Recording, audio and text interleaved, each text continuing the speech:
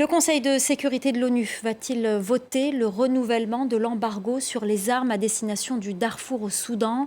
La guerre entre armées et forces de soutien rapide a fait des milliers de morts. Selon l'ONU, 25 millions de personnes ont besoin d'aide humanitaire. Bastien Renouille revient sur l'importance de ce vote.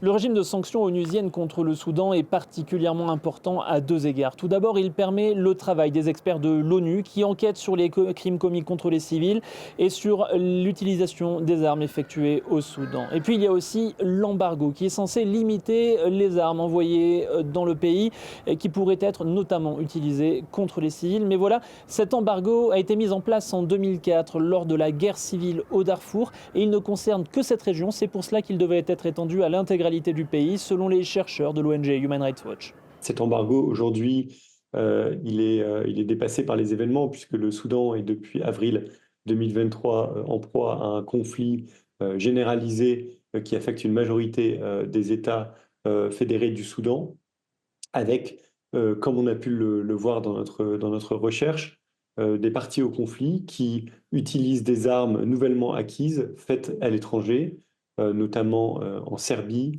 en Chine, en Russie, aux Émirats arabes unis ou en Iran.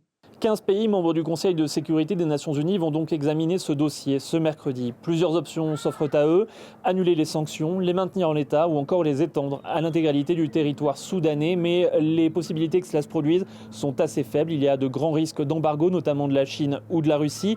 Et puis il y a aussi l'opposition de l'armée soudanaise et du gouvernement qui lui est rattaché, car mettre en place un embargo sur l'intégralité du Soudan empêcherait légalement l'armée d'importer des armes dans le pays.